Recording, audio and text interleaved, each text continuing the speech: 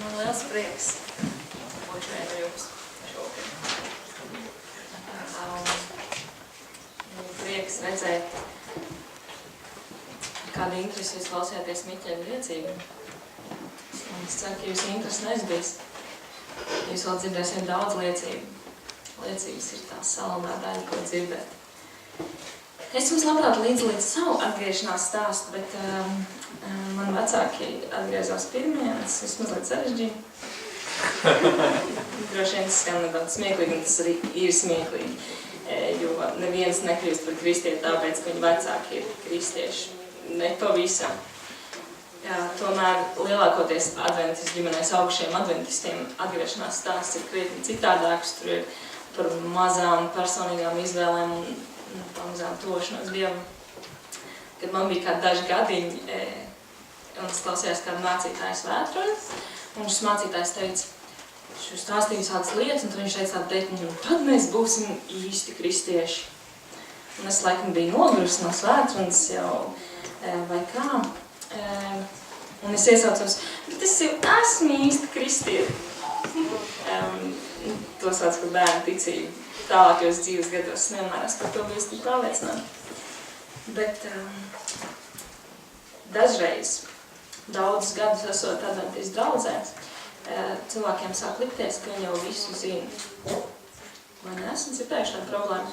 Es tiku kristīta 13 gadu vecumā un bez bībeles studijām, jo visi spried, viņi jau tāpat visu zina.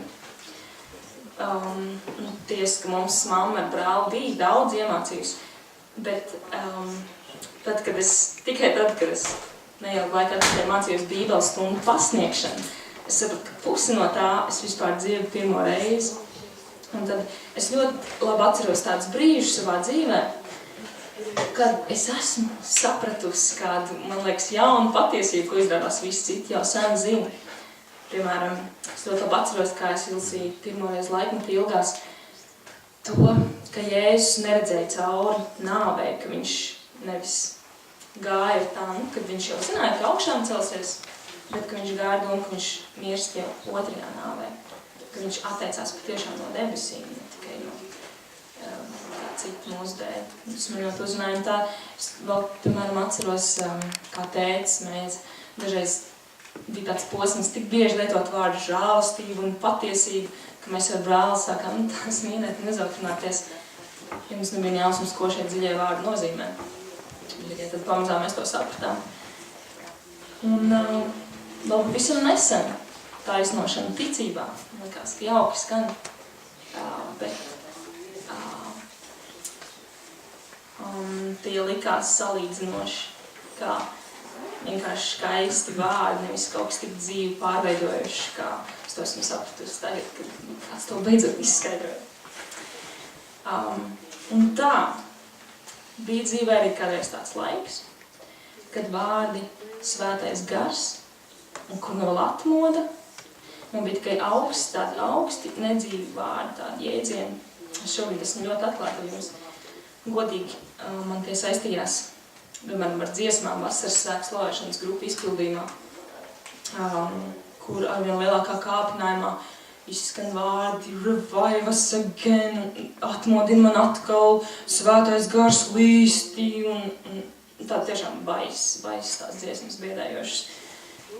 Un starpkonfesionālās bērnu nometnēs ar svēto garu uzskatīja raudāšanu aizkustinošu dziesmu laikā ļoti spēcīgas emocijas, kuras pēc tam atstāja tādu tukšumu, ka tad, kad es to novēroju, tāds notiek, tad es vēl mazāk kaut ko gribēju dzirdēt par svēto garu.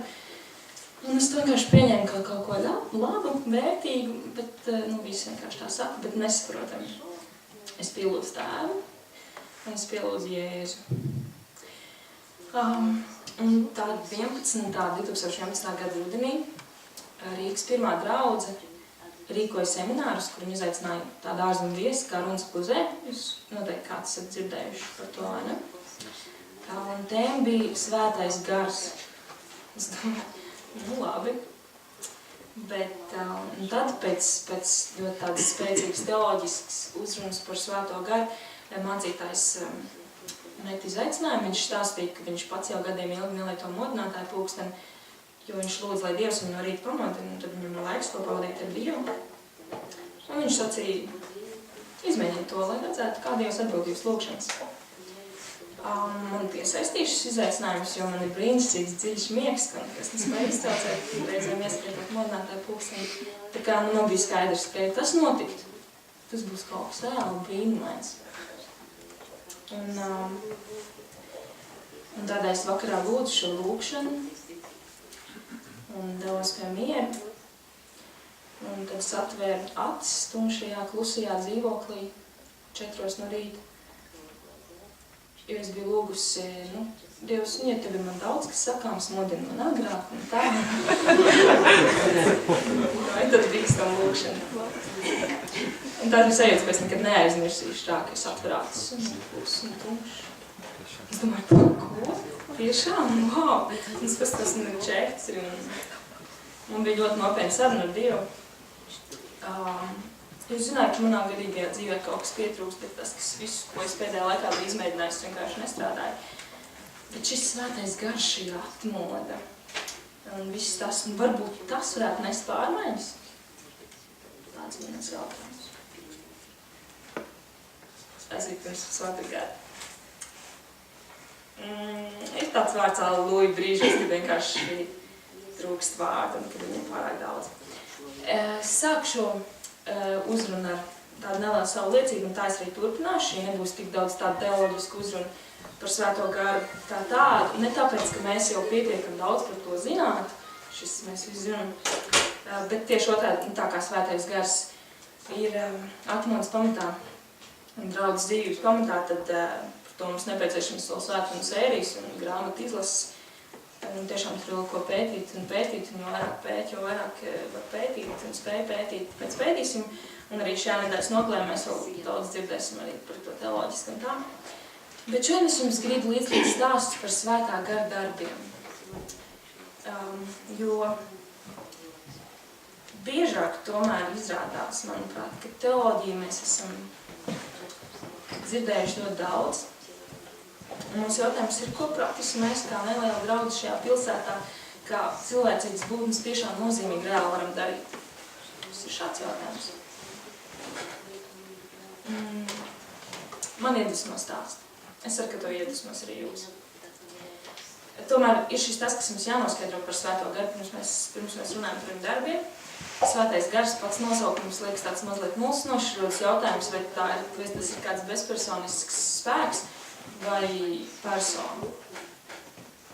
Tas ir ārkārtīgi būtisks jautājums. Jūs noteikti visi zināt, es to atbildu. Bet, jā. Jo, ja tas ir vienkārši bezpersonisks spēks, tad visticamāk, ka cilvēki to vēlas izmantot dabūt sev, lai tad izmantotu kādiem saviem sautīgajiem mērķiem. Un tas nav pie pašpauksmēšanās. Bet, ja tā ir persona, tad es to nevaru izlietot, tad tā var lietot tikai mani. Tad nav nekāds pasties manis un dabūjuši šo spēku, pasties, kā šis spēks darbojas manā dzīvē. Tad tur nekas tāds nedarbojas, tā ir persona. Un izpratni par to, kas ir svētais gars, ir atslēga kristīgajai dzīvei. Jo viņš ir tas, kas liecina par Jēzu, rāda dzīvē pārmaiņas un galā liecināšanu vada viņš ir dots priekš liecināšanas. Tas nenozīmē saprast visu, piemēram, vienkārši zemnieks, kurš sēja graudus un pļauj labību un cep maizi, gūs no maizes tikpat lielu labumu kā zinātnieks, kurš zina visas graudu sastāvdaļas. Tātad saprast visu par svēto garu, tas būtu tas vats, kas bērnam izrakt jūrmalā bedrīt un tad nest ar savu spainīt ūdeni jūru uz savu bedrīt. Tas vienkārši nav iespējams un mums nav vajadzīgs. Jo, lai mēs būtu labi no svētā gara darbības mūsu dzīvē, nav nepieciešams, lai mēs saprastu visu, bet lai uzcētos un zinātu, kā tas darbojas. Mēs iesējam sēku, tad viņi tur visu tur audzē, tad mēs viņu nopļaujam, samaļam un tad sanāk maize. Tas viss, kas mums jāzina. Bet runājot par svēto garu, tātad ir divas lietas. Viņš pārveido cilvēku sirdi, radot pārmaiņas cilvēkā, un viņš pārveido draudzi. Divas lietas. Jo protams, kad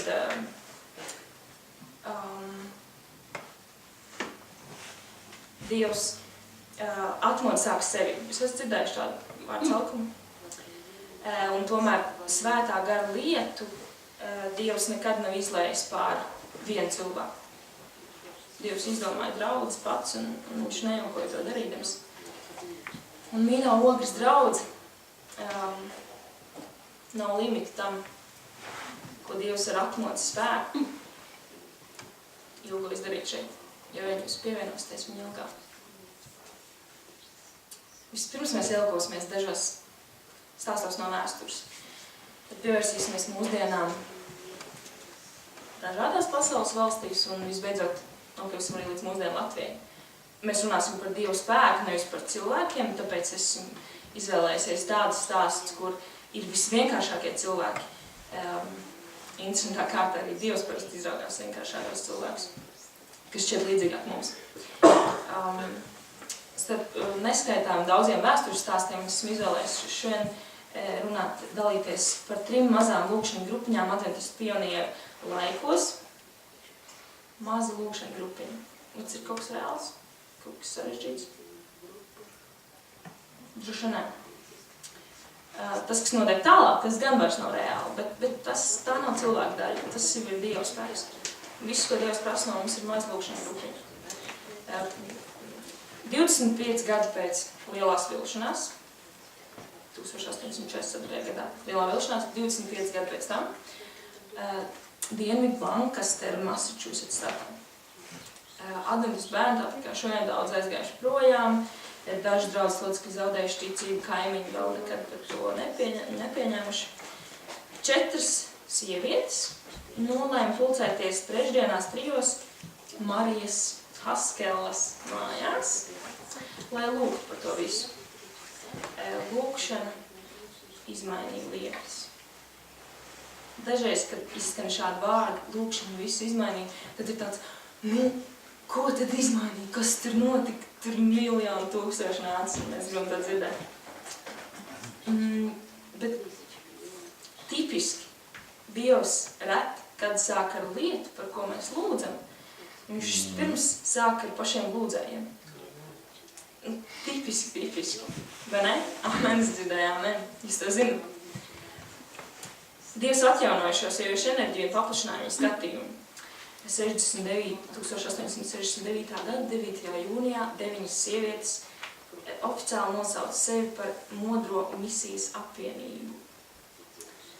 Pieraksts apliecina, ka Raisa tika ievēlēta par prezidenti, Haskela par viceprezidenti, Prīsti par sekretāri un Vīlevi par manziņu. Saprotiet, ir skaisti nosaukumi, bet tās bija vienkārši sievietes. Piemēram, Haskela bija 60 gadus veca invalīda. Lielākajai daļai sieviešu bija maz izglītības, vairākumi bija nopietnas veselības problēmas. Bet tas netika atzīts par kavēkli.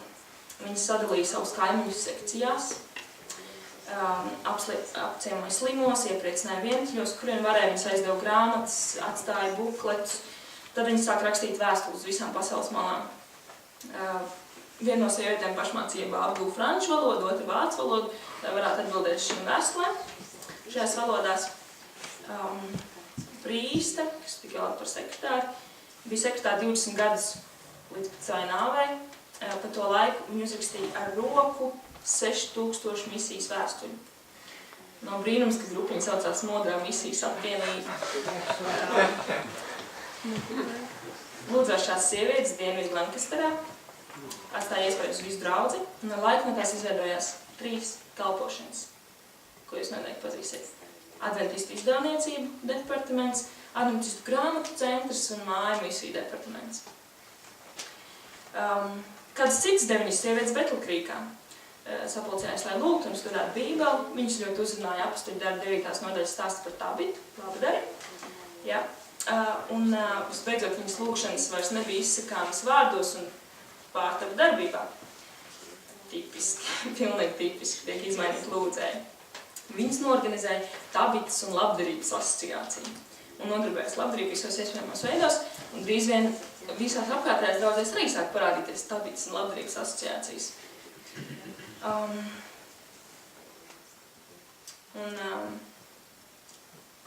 40 gadu laikā mēs esam nonākuši līdz tam, ko mēs šodien pazīstam kā Adru. Tāds bija tās sākums. Slavu Dievam par mazo lūkšanu grupiņu Betlkrīkā. Sievietes. Protams, vēl beidzot mums ir stāsts par 5 pusauģiem. To mēs labi zinām. Bet pakavēsimies vēlreiz. Izmisuma un depresijas pilna ziema pēc 1844. gada 22. oktobra. Spēcīgi evaņģēlisti un sludinātāji vīri un sievas daudzās pasaules valstīs lūdz pēc Dieva vadības un gaismas. Un tāpat arī grupiņi vienkārši, cik vienkārši var būt pusauģi, starp kuriem vienvārdā Elēna, invalīdu ratiņos, kad runā, tad tikko skaļāk par čukstu, klepojot, klepo asinis. Viņi lūdz pēc gaismas, un Dievs atbildēja. Jūs zināt, kas seko šim stāstam. 70,000 adventistu draugi ar 17 miljoniem locekļu šodien. Amen. Satraucošas lietas notiek, kad lūdz.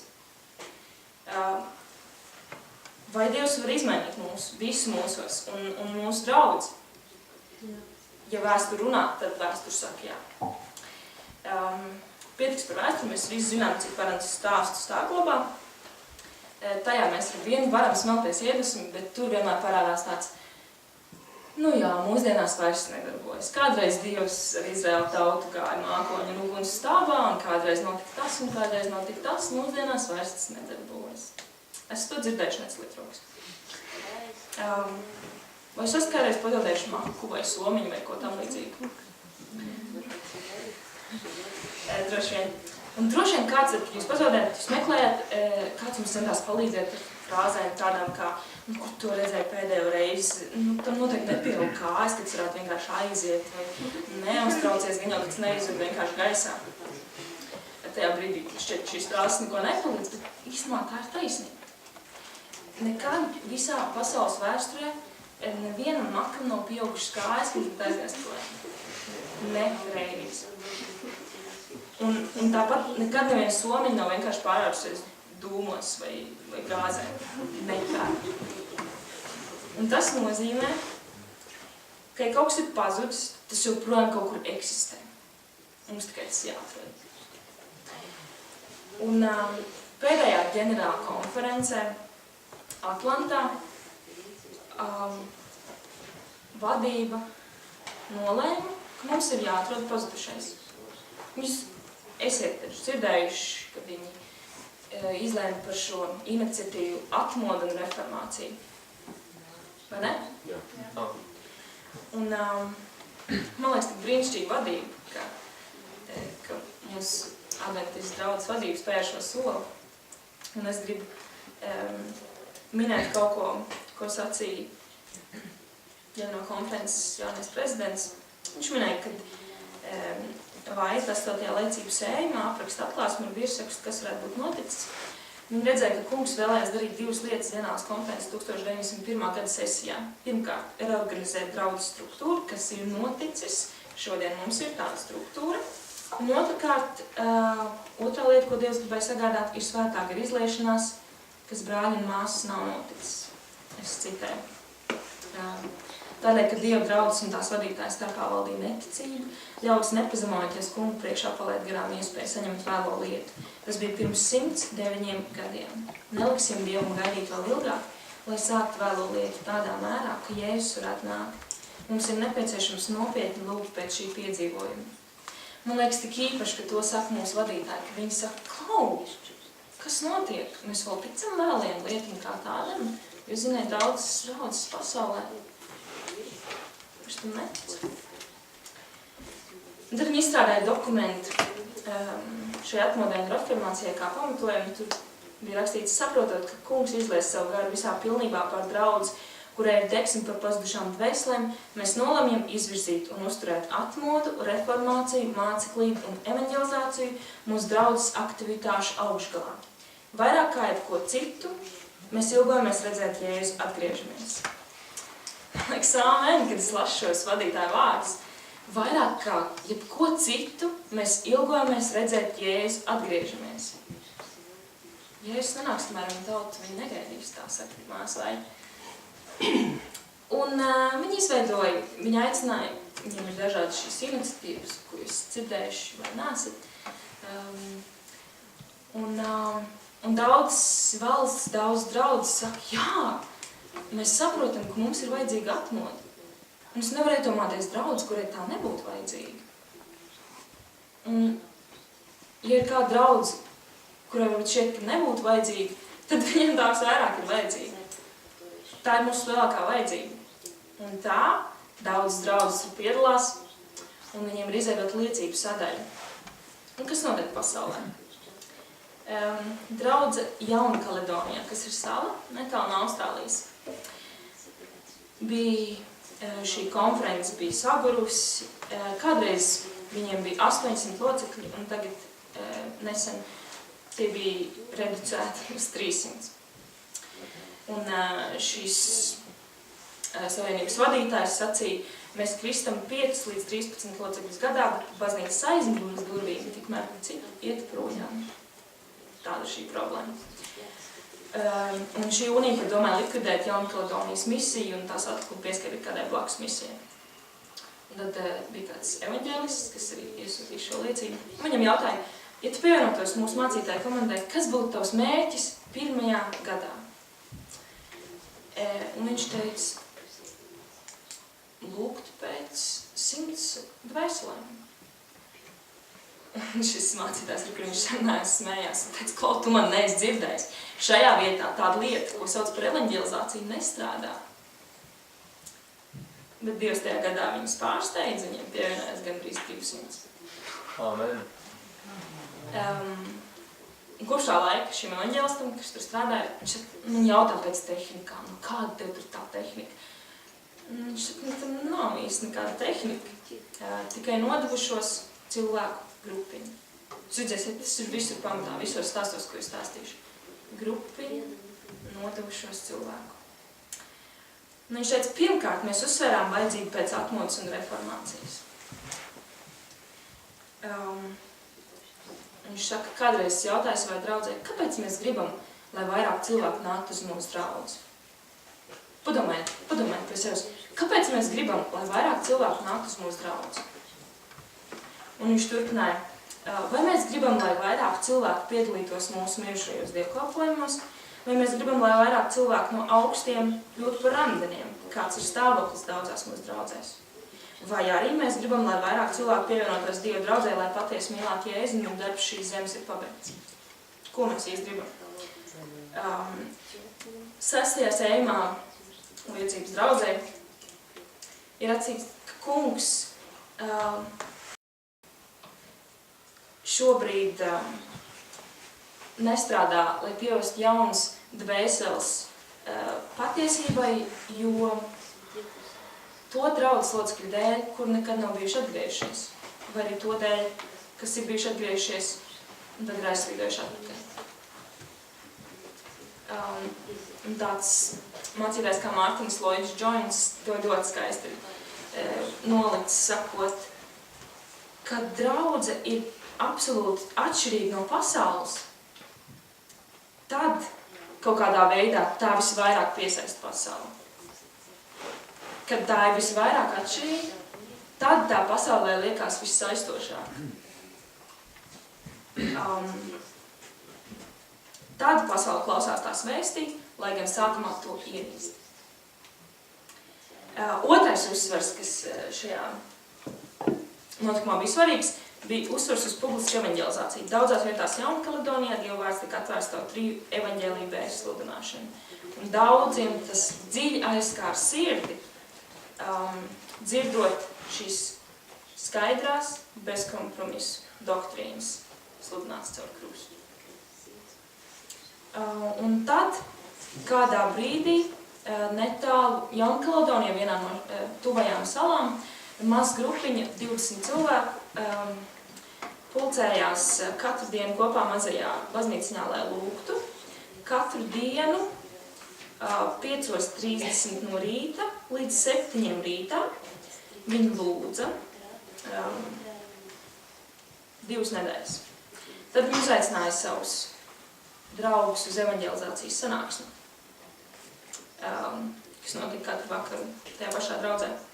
Un drīz vien mazā draudzīte piepildījās ar vien vairāk ar cilvēkiem, un pēc 2 nedēļām draudzes nams, kurš spēja uzņemt 80 cilvēkus, bija piepildīts ar 111 un 211, tad ar vien vairāk cilvēkiem, līdz viņiem vajadzēja nodrošināt, uzcelt tādu papildus pagaidu mājiņu, lai tur vēl 100 cilvēkus uzņemtu.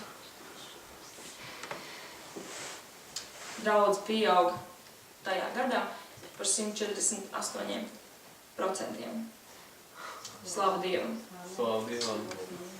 Un tas ir tas, kas notiek šodien. Dievs dara kaut ko īpašu. Viņam kaut kas šeit ir padomā. Krievijā bija kāds mācītājs, kurš palūdza savus draudzes locekļus uzrakstīt vienu vārdu, darba biedra, kolēģa, kaimiņa, un teica, es lūgšu par šo cilvēku. Katram draudzes loceklim bija jāuzraksta viena cilvēka vārds. Un viņš teica, pastāstiet man īpašu vajadzību, kas šim cilvēkam ir vajadzīga, un viņš teica, viņš par to lūdz. Un viņš aicināja draudzes locekļus par to lūgt. Un tad viņam tika iedot 50 vārdi, un lūgšana ceļojums sākās. Lūgšana ceļojums, šis ir atslēgas vārds.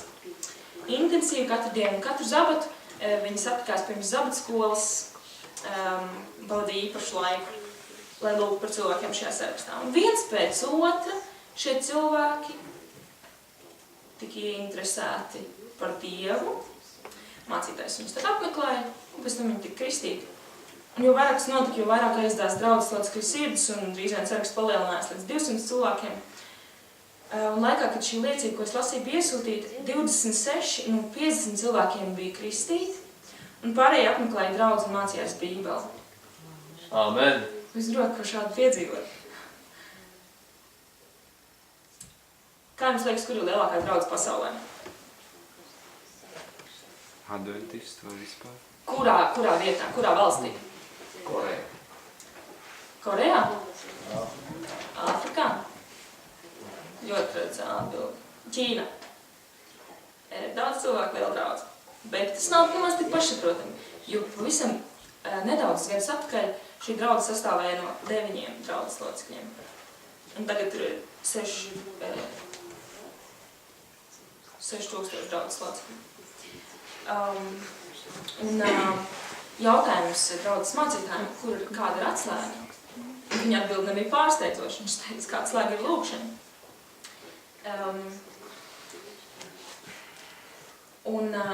Viņš teica, ka katru rītu no 4:30 līdz 6 aptuveni 150 draudzes locekļi sapulcējas, lai lūgtu. Amen!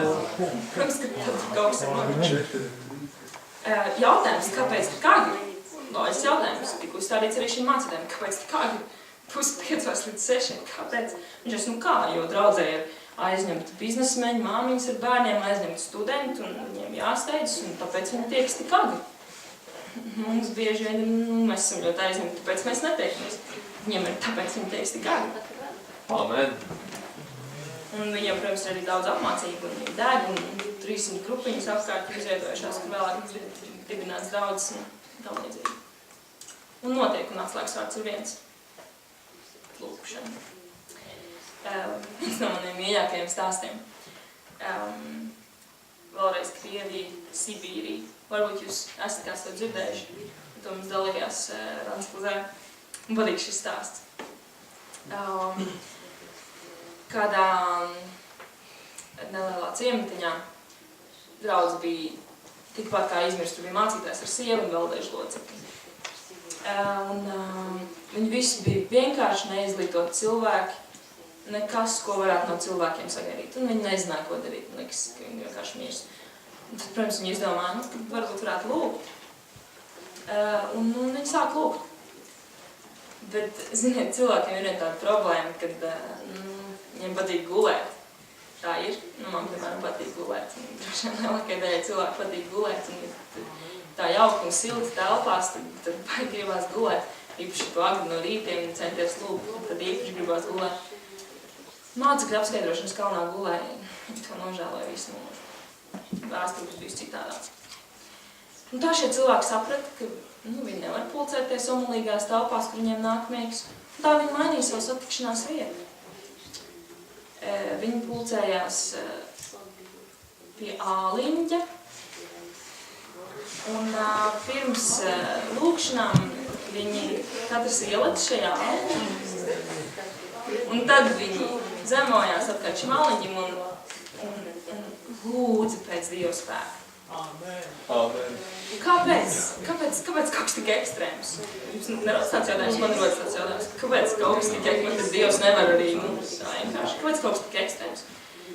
Šis bija tas, par ko viņi domāja. Viņi teica, kungs, mēs to domājam nopietni.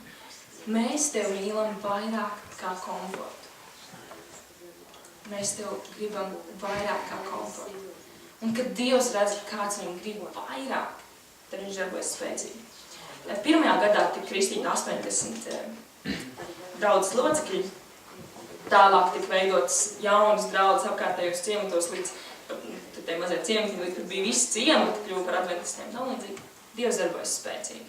Tad, kad viņš redz, ka kāds viņam grib vairāk kā komfortu, vairāk kā mienu, vairāk kā ikdieniešu dzīvi. Amen. Amen.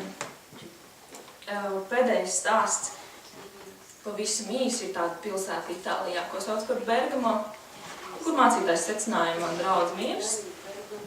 Viņi bija aptuveni 9 locekļi, ar vien mazāk kristību, ar vien mazāk apmeklējumu, nezināja, ko lai dara. Un ko lai dara? Nu, tad viņš izdomāja lūgt, uzaicināja vēl abas draudzes vecākos kopā ar viņu lūgt. Un tad vēl un grupiņa auga, tikšanos skaits arī kļuva ar vien biežāks, sākumā tikās reiz nedēļā. Un notika dramatisks pārmaiņas. Teicu, ka stāstīšu īsi. Dramatiskās pārmaiņas bija tādas, ka no 9 uz 90 locekļiem šī draudze pieauga, ja nemaldos gadu laikā. Bet ziniet, vēl kaut kas interesants, ko es jums gribu līdzlīt. Tā sanāca, ka es aizdītajā semestrī biju studentu apmaiņas programmā Itālijā. Un janvārī tāda operācija Globālais lietus, kur tur bija katru dienu pusstundu garš video jāstāsta. Un es to skatījos kopā ar mācītāju sievu savā draudzē Itālijā. Es biju dienvidos. Un tur bija kā liecība šis Bergamo draudzes stāsts. Un mēs tā skatījāmies. Un tur šis stāsts par Bergamo draudzes atmodu. Un viņi man pēc tam saka, bet tu zini, kas tagad ir noticis Bergamo? Es tā, nē, man tik ļoti priecēja šis stāsts, ka tur ir bijusi atmoda. Viņi saka, bet zini, bet tagad draudze ir sašķēlusies. Un tie jaunieši, kas kādreiz arī braukāja apkārt citur pa Itāliju, stāstot, ka lūkšanai ir spēks, daudz no viņiem pat vairs nav draudzē. Un tā, tas klausās ļoti nopietni, ne? Un mans bija nopietnas pārdomu temats, jo arī mums šeit Latvijā tika iet uz atmodu un jaunieši braukā apkārt pa draudzēm, vismaz plānoja toreiz. Un es to ļoti nopietni pārdomāju, un jūs dzirdēsiet šajā nedēļas nogalē arī pārdomas par bīstamībām atmodā, par to mēs vēl runāsim. Un es par to domāju ļoti daudz.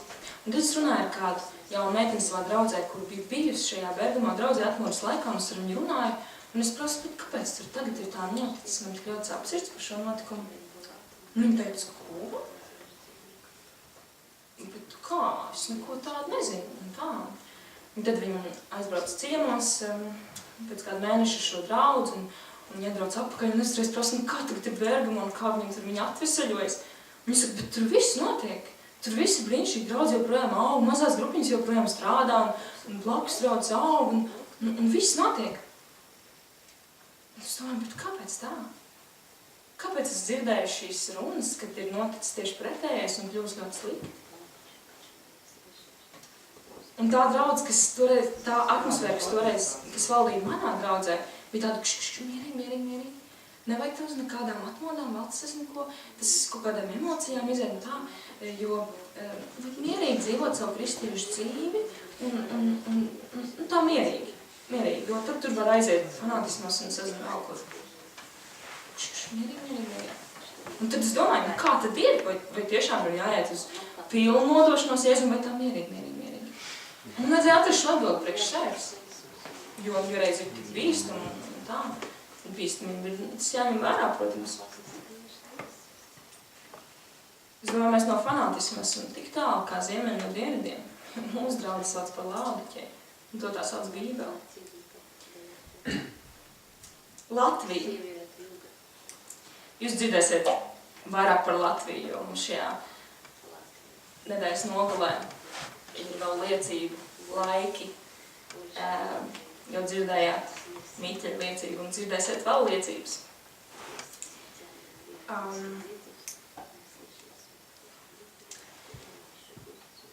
Un ko es vēl varu pateikt par to, kas šobrīd notiek Latvijā? Ir arvien jauni stāsti no dažādām draudzēm, kas arī izdomā tiksimies un lūksim. Un tad viņi izdomā dibināt ceļmeklētāju klubus, un tad viņi iedegās. Šā stāstu jūs varbūt jau esat dzirdējuši un vēl dzirdēsiet, bet tas, kas man ir vistuvākais, ir jaunieši. Un ja pirms pāris gadiem mums nebija ne jausmas, mums visiem kopā un katram atsevišķi nebija ne jausmas, kā tad īsti liecināt saviem draugiem, kā tad īsti mīlēt Jēzu un kā tad īsti dzīvot to kristiešu dzīvi? Tad kopš mēs sākām nopietni lūgt un lūgt pēc svētā gara. Kā lai pasaka 3 vārdos, viss ir mainījies. Es gribu, lai jūs zinat skaidri, kas notiek un kāpēc notiek tas, kas notiek. Jo ir šī jauniešu kristuma, šis nosaukums, un mēs esam šodien pie jums ciemos, un mēs braucam pie citām draudzēm ciemos, un notiek konferences, ja jūs esat dzirdējuši. Tad, kad mēs sākām lūgt no rītiem tiekoties dažas rītus nedēļā, lūgt, lai Dievs veido nozīmīgi pārmaiņu mūsu dzīvēs. Mēs sapratām, cik izslāpuši mēs esam pēc kaut kā patiešām nopietni, pēc patiesas nodošanās Dievam. Un mēs domājam, varbūt mēs varam vienkārši sapulcēties un kopā dziedāt un lūgt, tā vienkārši viena nedēļas nogalu. Un tā mēs to izdarījām. Tagad mēs to saucam par pirmo konferenci, lai mums bija aptuveni 40 cilvēku liels pasākums un tam līdzīgi, vienkārši jaunieši. Bet Dievs izlaiž svēto garu un mēs tikām piepildīti ne ar emocijām, bet ar patiesām slāpēm, iepazīt Jēzu labāk un atdot savu dzīvi viņam pilnībā. Un tad gluži dabīgi mēs gribējām vēl vienu konferenci un uz to atbrauc vēl daudz citu jauniešu. Tad bija 3, kur bija vēl vairāk jauniešu. Un mēs klausījāmies ārzemju runātāju svētrunas. Tad bija 4, kurā mēs vairs neklausījāmies ārzemju runātāju svētrunas, bet runāja jaunieši paši. Un es tur sēdēju un klausījos, skatījos un nesapratu, kas notiek. Kāds var būt, ja es pirms 2 gadiem nevarēju iedomāties, ka kāds varētu iet priekšā un runāt dziļas teoloģijas svētrunas no Bībeles. Un jaunieši pasniedz Bībeles stundas saviem draugiem. Un mūsu vidū parādās arvien jaunas sejas. Tas bija tieši tas, kas man nomāca pirms pāris gadiem. Katrā jauniešu pasākumā es ieraugu viens un tos pašus cilvēkus. Un tur ierodas kāds viens nekristietis, tad visi ir tādi mazliet sastinguši, kā mums tik tur nepieties. Un tagad es atbraucu pēc savu pusgada ārzemēs mājās, un ir tik daudz nepazīstamu seju, ka es varu vien slavēt Dievu. Amen. Amen.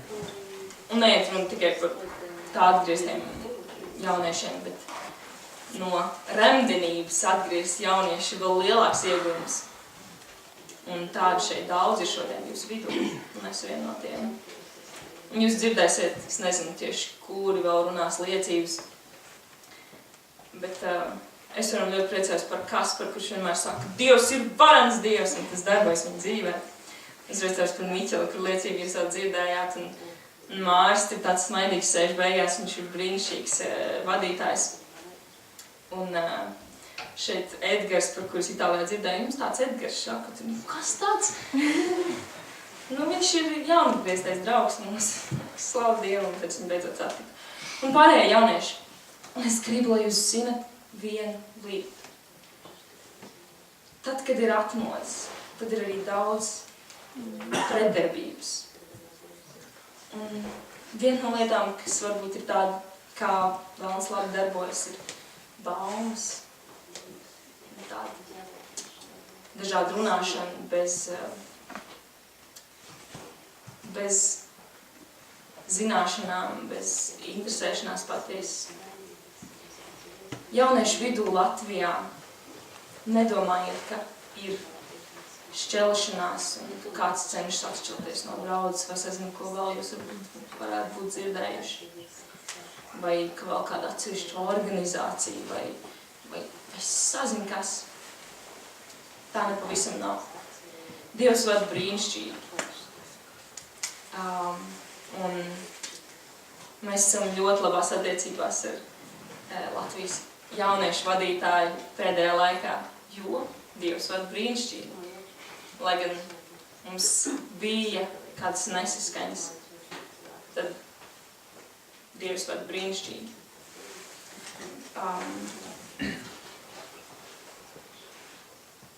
Ko es jums vēl varētu sacīt par iedrošinājumu un izaicinājumu un aicinājumu?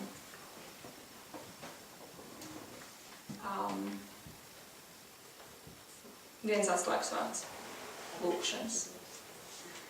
Kāds atslēgas vārds? Lūkšanas. 4 no rīta. 4. Lemiet paši, bet atcerieties, Krievijas draudzes Sibīrijā. Dievs, mēs te gribam vairāk kā kaut. Āmen. Āmen.